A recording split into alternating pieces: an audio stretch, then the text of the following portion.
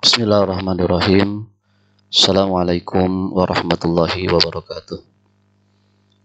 Alhamdulillahirabbil alamin wal aqibatu lil muttaqin wala udwana illa 'alal zalimin. Anak-anak kelas 10 MIPA maupun IPS yang Bapak cintai dan Allah muliakan. Alhamdulillah pada kesempatan ini kita masih diberikan umur panjang oleh Allah Subhanahu wa taala sehingga kita masih bisa bertemu dan bisa mendengarkan kembali pembelajaran pendidikan agama Islam, yaitu melalui video pembelajaran ini. Mudah-mudahan Allah Subhanahu wa taala memberikan kemudahan untuk kita semuanya dalam rangka thalabul ilmi, dan Allah berikan kita ilmu yang bermanfaat. Amin ya Allah ya rabbal alamin. Dan Bapak doakan mudah-mudahan kalian yang mendengarkan video pembelajaran Bapak ini diberikan kesehatan oleh Allah Subhanahu wa taala, dijaga oleh Allah Subhanahu wa taala dari segala macam penyakit. Amin ya Allah ya rabbal alamin. Anak-anak, pada kesempatan ini kita memasuki materi yaitu bab kedua, yaitu aku selalu dekat dengan Allah Subhanahu wa taala, yaitu melalui Asmaul Husna bersama Bapak yaitu Yus Muhammad Yusuf SPDI. Nah, perlu kita ketahui bahwa tujuan pembelajaran pada kesempatan ini yaitu peserta didik mampu membaca Al-Quran yang berkaitan dengan Al-Asmaul Husna, Al-Quran Surat Al-A'raf ayat 180, Al-Quran Surat Al-Infitor ayat ke-6, Al-Quran Surat Al-An'am ayat 82, Al-Quran Surat Az-Zariyat ayat 58, Al-Quran Surat Al-Imran ayat 9, Al-Quran Surat Al-An'am ayat 115, dan Al-Quran Surat Al-Hadid ayat ketiga. Kemudian yang kedua, selain Anda bisa membaca Al-Quran yang Bapak sebutkan tadi, juga bisa menjelaskan makna isi Al-Quran yang tadi Bapak sebutkan, yaitu yang berkaitan dengan Asmaul Husna. Kemudian yang ketiga, selain Anda bisa membaca Al-Quran, kemudian bisa menjelaskan makna isi Al-Quran yang tadi disebutkan yang berkaitan dengan Asmaul Husna, juga yang ketiga adalah mampu menampilkan contoh perilaku dari Asmaul Husna: Al-Karim, Al-Mu'min, Al-Wakil, Al-Matin, Al-Jami, Al-Adl, Al-Akhir, gitu ya. Nah, itu dia tujuan pembelajaran.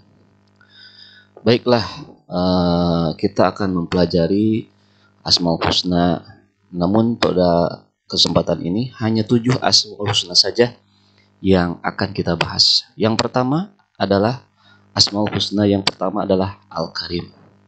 Nah, kemudian yang kedua Al-Mu'min, kemudian yang ketiga Al-Wakil, yang keempat Al-Matin, yang kelima Al-Jami, yang keenam Al-Adl, yang terakhir adalah Al-Akhir. Nah, lalu apa sih pengertian dari Asmaul Husna yang 7 ini? Nah, mari kita bahas ya. Nah, yaitu Al-Karim artinya Allah Subhanahu wa taala Maha Mulia. Al-Mu'min, Allah Subhanahu wa taala Maha Pemberi rasa aman. Yang ketiga Al-Wakil, Allah Subhanahu wa taala Maha Pemelihara. Kemudian Al-Matin, Allah Subhanahu wa taala Maha Kukuh. Kemudian Al-Jami, Allah Subhanahu wa taala Maha mengumpulkan. Al-Adl, Allah Subhanahu wa taala Maha Adil. Kemudian Al-Akhir, Allah Subhanahu wa taala Maha Akhir. Nah, baik anak-anak, kita lanjutkan kembali pembahasan kita ya. Nah, Asmaul Husna ini harus kalian hafal ya. Nah, kalau bisa dengan cara penulisannya, itu ya. Karena ini akan berpengaruh sekali, karena materi ini akan berkaitan sekali dengan pembahasan selanjutnya. Oke. Apa sih Asmaul Husna ini? Asmaul Husna itu artinya, atau Asmaul Husna ini terdiri dari 2 kata, yaitu Asma yang berarti nama-nama dan Husna yang berarti baik atau indah. Nah, jadi Asmaul Husna dapat diartikan sebagai nama-nama yang baik lagi indah yang hanya dimiliki oleh Allah Subhanahu wa taala sebagai bukti keagungan Allah Subhanahu wa taala. Nah, kata Asmaul Husna yaitu diambil dari ayat Al-Quran, yaitu surat Toha ayat ke-8. Ya. Nah, kemudian dalil tentang Asmaul Husna. Nah, yaitu dijelaskan dalam Al-Quran surat Al-A'raf ayat 180. Ya. Nah, A'udzubillahi minasyaitonirrajim. Walillahil asma'ul husna fad'uuhu biha wa dharul ladzina yulhiduna fi asma'ihi sayujzawna ma kanu ya'malun. Allahu a'lam bimuradih.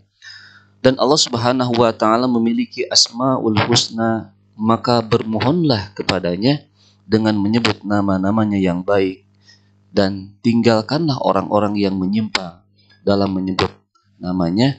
Nanti mereka akan mendapatkan balasan terhadap apa yang mereka kerjakan. Al-Quran surat Al-A'raf ayat 180. Nah, jadi dalam dalil ini Allah Subhanahu wa taala memerintahkan kepada kita ketika kita hendak memohon atau berdoa kepada Allah Subhanahu wa taala, maka Allah sangat suka sekali apabila kita menyebut namanya.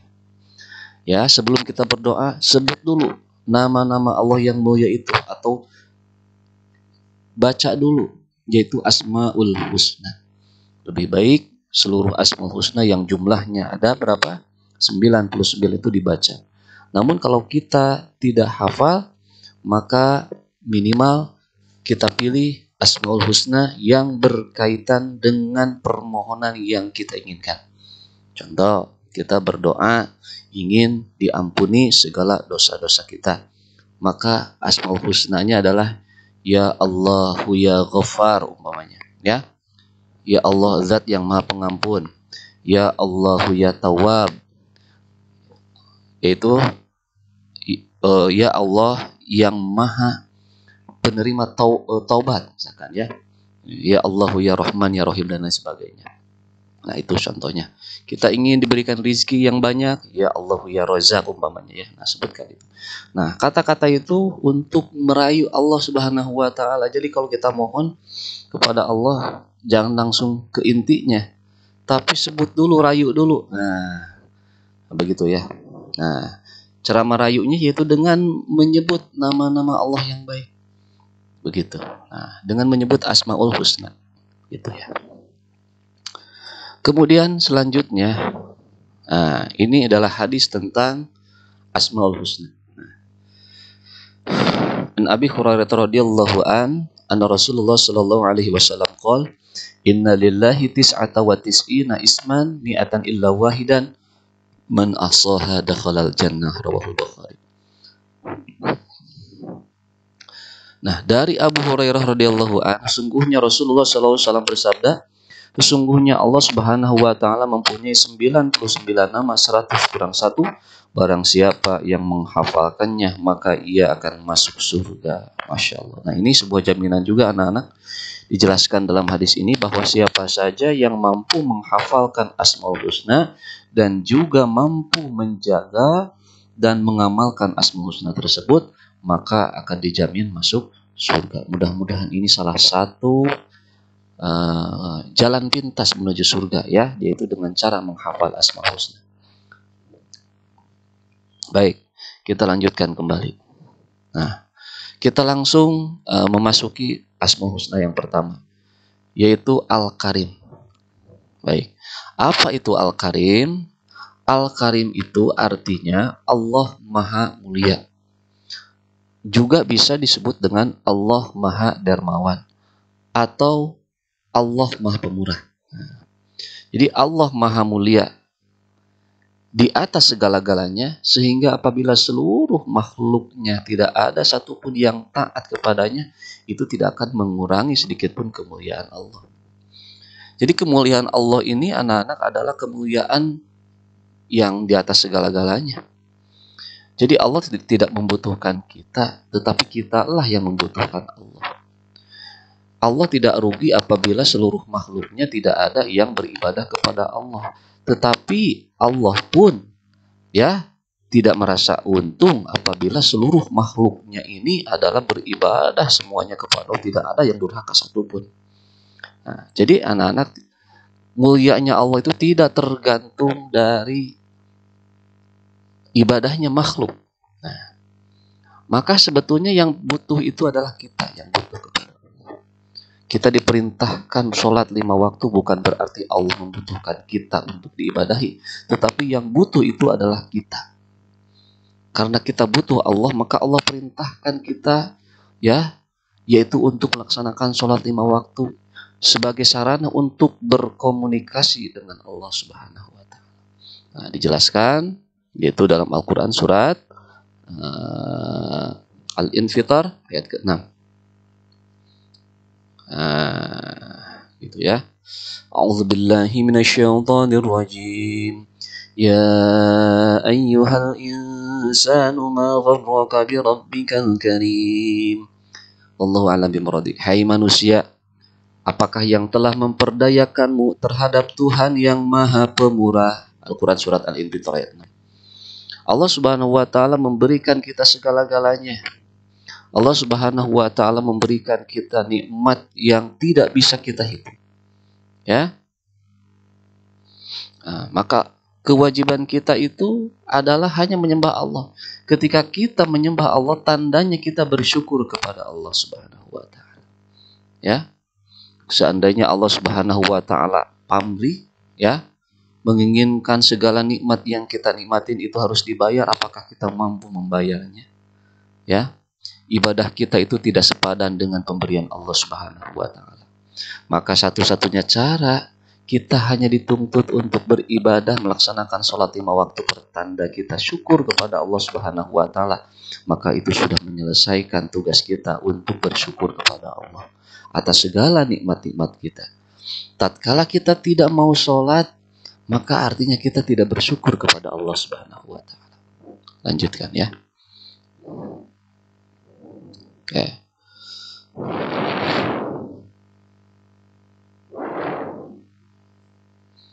Baik.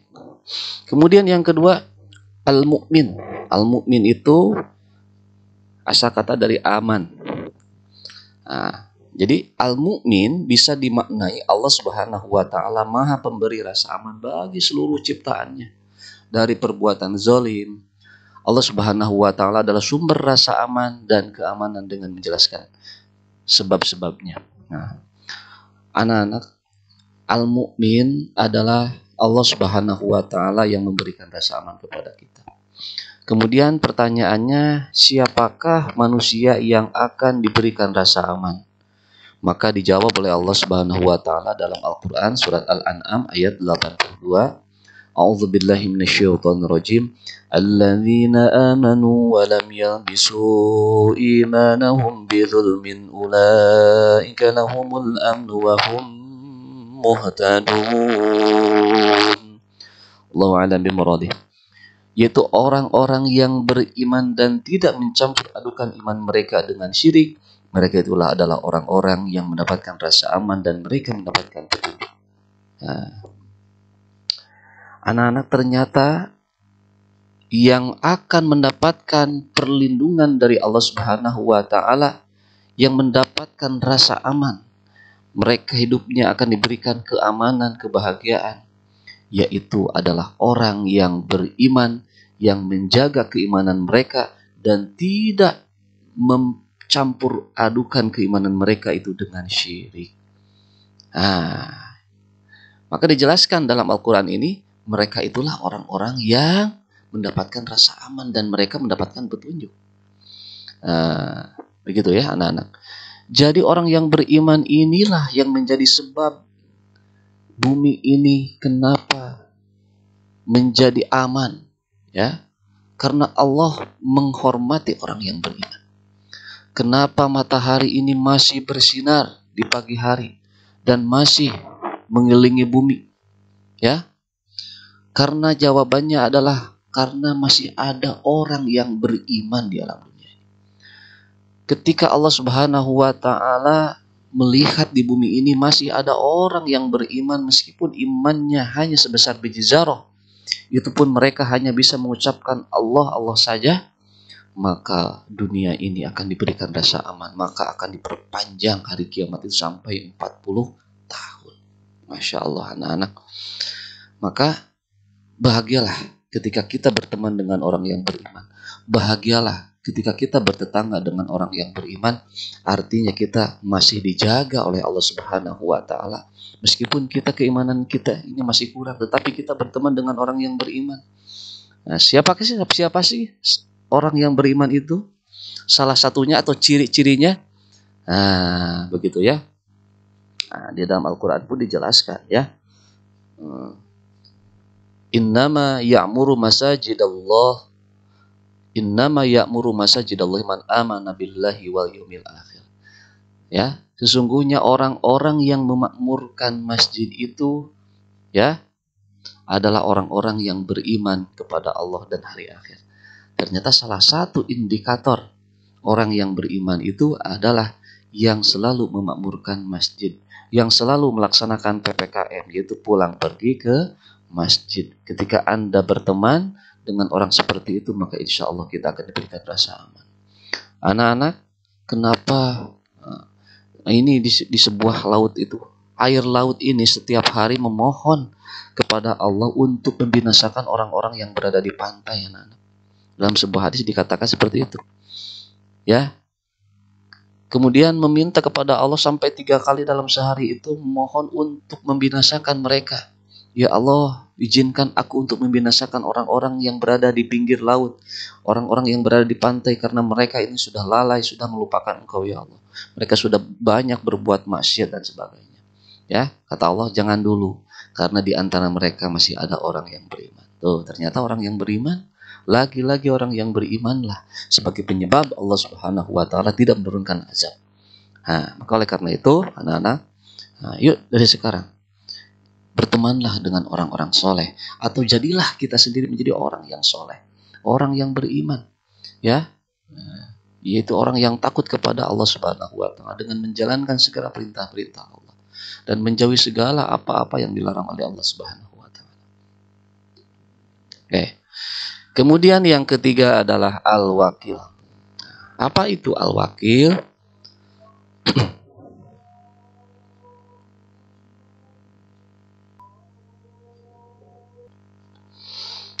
Baik anak-anak, al-wakil. Apa sih artinya al-wakil? Al-wakil itu mempunyai arti Allah Subhanahu wa taala Maha Pemelihara atau Maha Terpercaya. Jadi Allah Subhanahu wa taala al-wakil itu adalah Allah Maha memelihara dan menyelesaikan segala urusan yang diserahkan oleh hamba kepadanya tanpa membiarkan apapun terbengkalai. Nah, jadi anak-anak, jadi Allah Subhanahu wa taala al-wakil, Maha memelihara segala apapun yang diserahkan makhluk kepada Allah Subhanahu wa taala. Allah Subhanahu wa taala memerintah menyelesaikan segala sesuatu. Ya, ketika segala sesuatu ini diserahkan kepada Allah Subhanahu wa taala, Allah Subhanahu wa taala yang menyelesaikan. Allah yang menciptakan makhluk dan Allah juga yang memeliharanya. Nah, inilah yang disebut dengan al-wakil. Nah, kemudian dijelaskan dalam Al-Qur'an surat Az-Zumar ayat 62. A'udzu billahi minasyaitonir rajim. Allahu khaliqu kulli syai'in wa huwa 'ala kulli syai'in wakil. Wallahu a'lam bimuradih. Allah Subhanahu wa taala pencipta segala sesuatu dan Dia Maha pemelihara atas segala sesuatu. Jadi Allah Subhanahu wa taala yang menciptakan seluruh makhluk dan Allah juga yang memeliharanya. Ketika kita menanam sesuatu, menanam tanaman umpamanya, apakah setelah menanam tanaman itu kita langsung begitu saja ditungguin sampai tumbuh, sampai sampai panen kembali? Tidak. Ketika kita menanam tanaman sudah kita tinggalkan ya. Dan Allah pada saat itu ya menurunkan malaikat untuk menjaga, untuk menumbuhkan. Ya, maka Allah yang menghidupkan tanaman tersebut sampai tanaman tersebut berbuah dan berpanen. sampai memanen ya. Allah Subhanahu wa taala Al-Wakil. Maka anak-anak, yang Allah suka itu adalah ketika kita memiliki permasalahan ya di tengah hiruk pikuknya, permasalahan di alam dunia ini. Maka yang Allah inginkan adalah kita berserah diri kepada Allah, menyerahkan segala urusan kita kepada Allah. Ketika kita sudah menyerahkan segala urusan kita kepada Allah, Allah pasti menyelesaikan urusan kita tanpa menyisakan masalah sedikit. Nah, Allah yang maha memberikan solusi. Wa may yattaqillaha yaj'al lahu makhraja. Barang siapa yang bertakwa kepada Allah, Allah pasti akan memberikan jalan keluar dari segala permasalahan kita. Wa yarzuquhu min haitsu la yahtasib, dan Allah akan memberikan rezeki dari arah yang tidak disangka-sangka. Nah, baik, nah, itu Al-Wakil ya. Kemudian Al-Matin. Nah, Al-Matin artinya Allah Subhanahu wa taala maha sempurna dalam kekuatan dan kekukuhannya.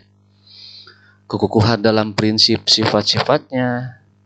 Tidak akan Allah melemahkan suatu sifatnya. Allah juga maha kukuh dalam kekuatan-kekuatannya.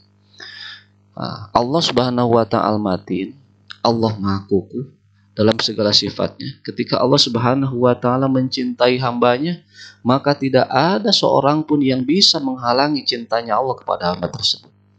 Ketika Allah mencintai hambanya karena seorang hamba tersebut rajin beribadah, karena memiliki akhlak yang baik, karena memiliki prestasi ibadah yang sangat bagus, maka Allah Subhanahu wa taala ketika cinta kepada hamba tersebut, maka Allah mengatakan dan Allah mengumumkan kepada seluruh penduduk langit, kepada para malaikat, bahwa Allah mencintai hamba tersebut. Ketika Allah sudah mencintai hamba tersebut dan diiklankan dan diumumkan kepada seluruh para malaikat, maka Allah pun menyuruh seluruh para malaikat dan penduduk langit untuk mencintai hamba yang Allah cintai tersebut. Masya Allah. Maka beruntung sekali orang yang dicintai oleh Allah Subhanahu wa taala. Tetapi ketika Allah Subhanahu wa taala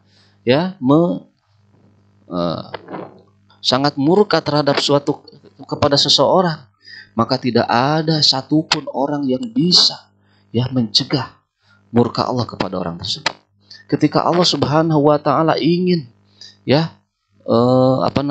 memberikan azab atau siksaan atau bencana karena kelakuan seseorang tersebut, karena kedurhakaan orang tersebut, maka tidak ada satu kekuatan pun yang bisa melerai, yang bisa menahan azab dari Allah Subhanahu wa taala tersebut.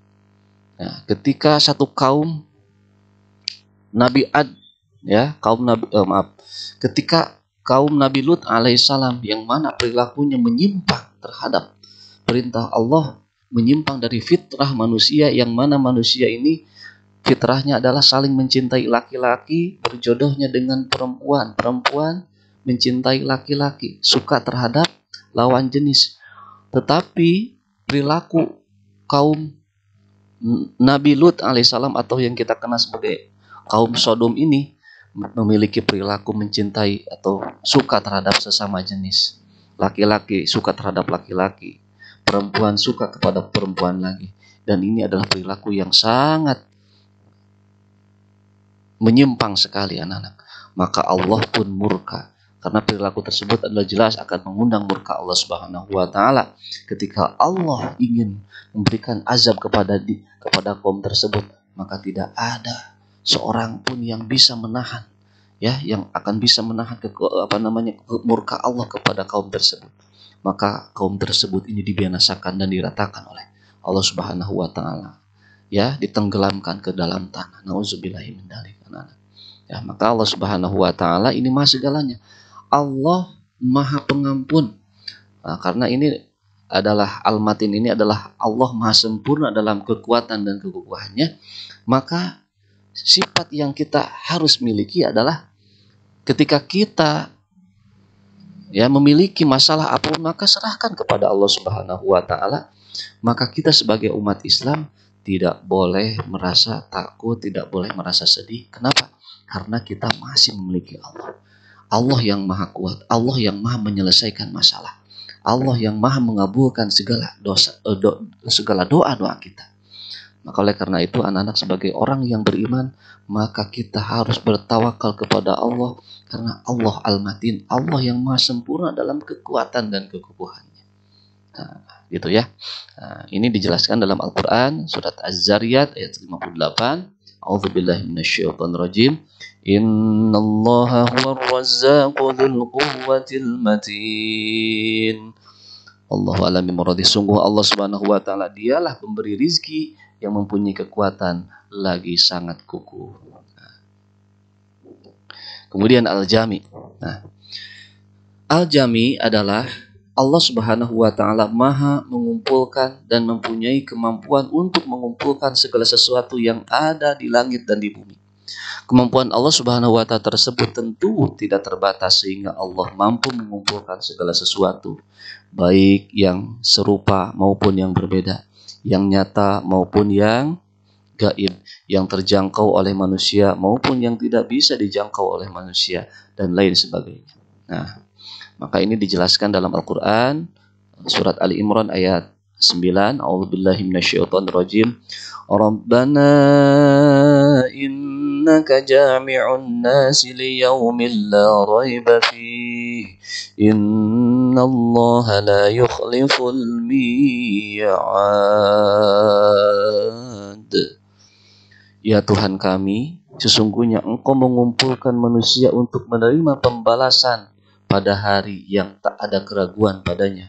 Sesungguhnya Allah Subhanahu wa taala tidak menyalahi janji. Al-Quran surat Al-Imran ayat 9. Anak-anak, kita sebagai umat Islam sudah menjadi kewajiban dan sudah menjadi keyakinan bagi kita semua bahwasanya sesudah kehidupan di alam dunia ini, ya, kita ini pasti akan mati. Dan sesudah kematian ini pasti kita akan dihidupkan kembali oleh Allah Subhanahu wa taala. Itulah yang disebut dengan Yaumul Ba'ats. Ketika Allah Subhanahu wa taala ya menghancurkan seluruh alam semesta ini yang disebut dengan hari kiamat, maka seluruh kehidupan akan menjadi mati. Yang hidup mati, manusia mati, malaikat mati, jin mati, setan mati, iblis pun mati, tumbuh-tumbuhan apalagi hewan apalagi semuanya mati yang namanya kehidupan ini. Ya, dan kita nanti akan dibangkitkan oleh Allah Subhanahu wa taala yang disebut dengan Yaumul Ba'ats. Yaumul Ba'ats itu adalah hari kebangkitan. Ya. Manusia akan dibangkitkan dan akan dimintai pertanggungjawaban kita semasa di alam dunia ini. Jadi anak-anak, manusia ini akan dimintai pertanggungjawabannya, apa-apa yang kita kerjakan itu akan dimintai pertanggungjawaban. Maka sebagai orang yang beriman ini harus cerdas. Kenapa? Ketika orang yang beriman karena memiliki keyakinan seperti itu, maka dalam menjalankan kehidupan kita di dunia ini akan hati-hati. Berbicara akan hati-hati. Ya. Dalam berbuat akan hati-hati, ya, karena dia akan selalu ingat bahwa apa yang ia kerjakan itu akan dimintai pertanggungjawabannya di hadapan Allah Subhanahu wa taala. Berbeda dengan orang yang tidak memiliki agama atau istilahnya ateis, ya.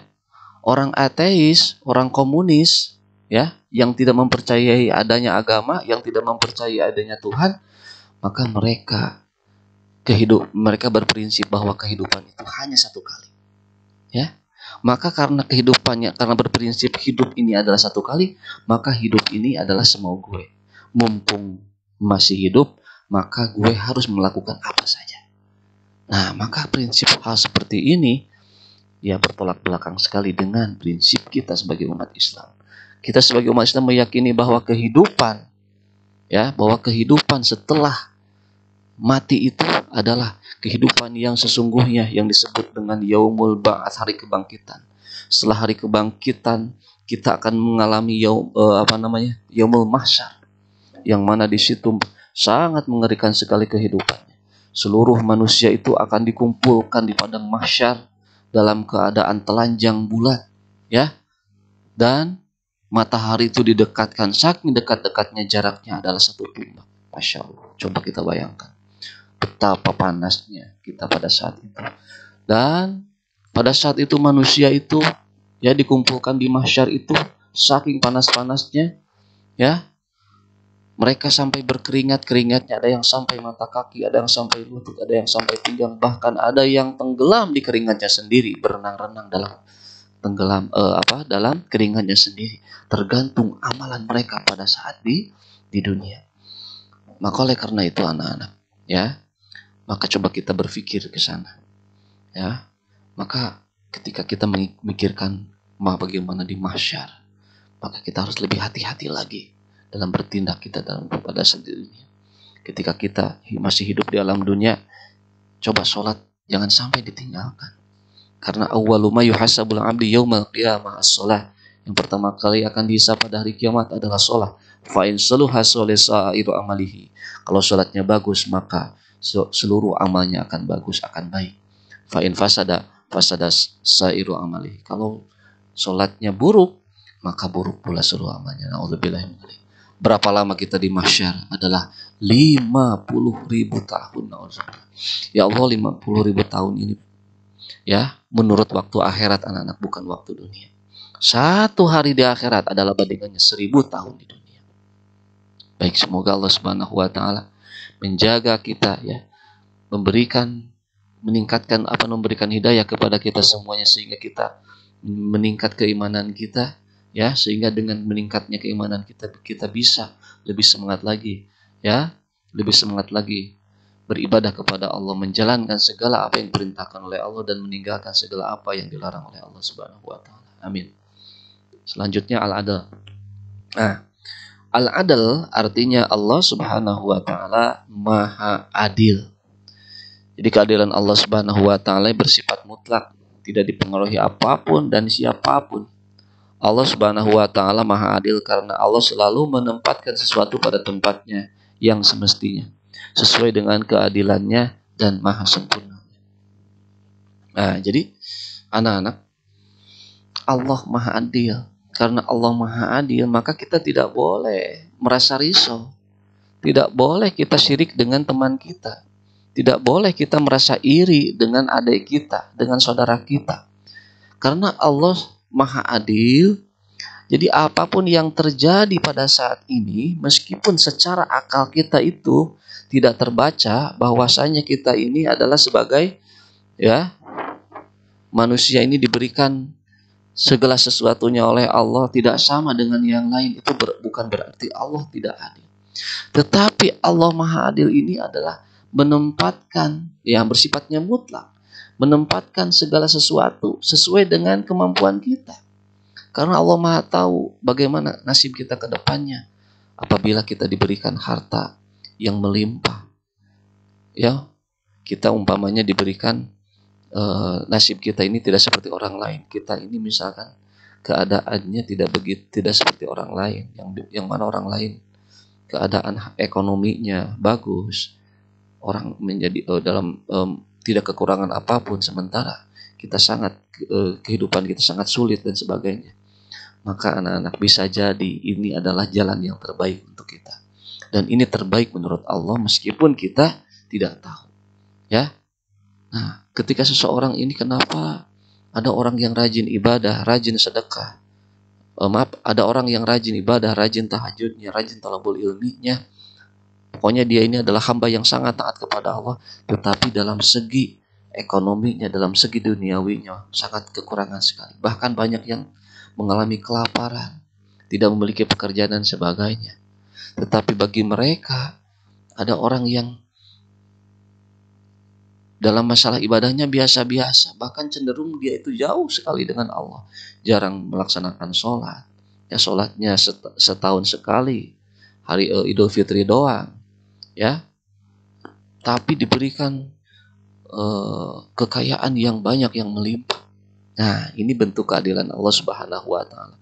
Maka mungkin saja tadi seorang hamba yang ahli ibadah ini, ya, yang memiliki yang memiliki semangat untuk beribadahnya ini, ya, dalam keadaan miskin ini, mungkin saja Allah simpan, Allah tabungkan segala doanya ini di akhirat.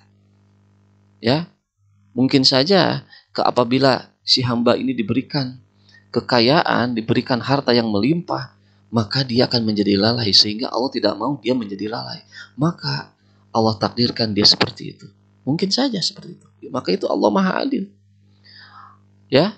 Nah, maka bisa jadi orang yang kaya tadi, yang diberikan oleh Allah segala sesuatunya, ya, untuk menyeimbangkan ibadah dia sama dengan ahli ibadah tadi, ya, maka Allah berikan harta yang banyak. Maka dengan harta yang banyak ini bisa jadi dia berinfak, ya, bisa jadi dia berdakwahnya dengan harta, sehingga dengan harta itu akan mengalir pahala yang banyak.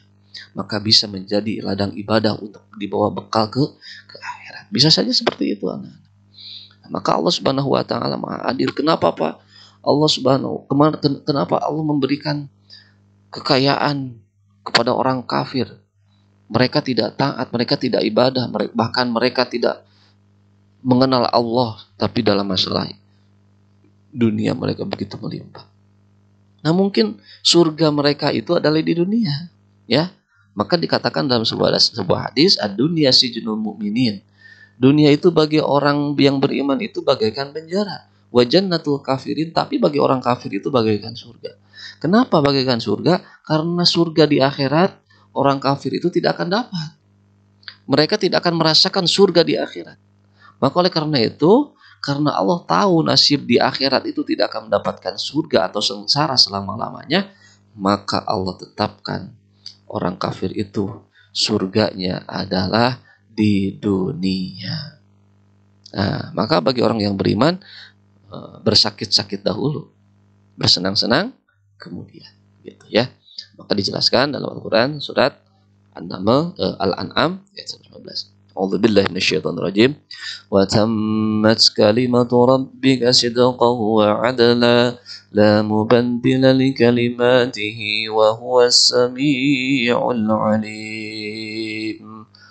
Wallahu a'lam bimuradi. Telah sempurnalah kalimat Tuhanmu Al-Quran sebagai kalimat yang benar dan adil. Tidak ada yang dapat mengubah kalimat-kalimatnya, dan dialah yang maha mendengar lagi maha mengetahui. Nah, kemudian yang terakhir adalah Al-Akhir. Al-Akhir ini artinya Allah Subhanahu wa taala Maha Akhir. Maha Akhir di sini dapat diartikan bahwa Allah Subhanahu wa taala adalah zat yang paling kekal. Tidak ada sesuatu pun setelahnya. Ya, tatkala semua makhluk bumi seisinya hancur lebur, maka Allah Subhanahu wa taala tetap ada dan kekal. Anak-anak, makhluk yang paling durhaka yang Allah abadikan sampai sekarang jasadnya masih ada namanya Fir'aun. Itu tidak tanggung durhakanya sampai-sampai dia mengaku Tuhan, bayangkan. Tetapi pada akhirnya dia mati juga. Adakah manusia yang kekal? Tidak ada. Adakah makhluk yang kekal yang diciptakan oleh Allah? Matahari umpamanya tidak ada yang kekal. Bumi, matahari, bulan, bintang tidak ada yang kekal. Semuanya makhluk Allah dan itu akan binasa dan itu akan fana.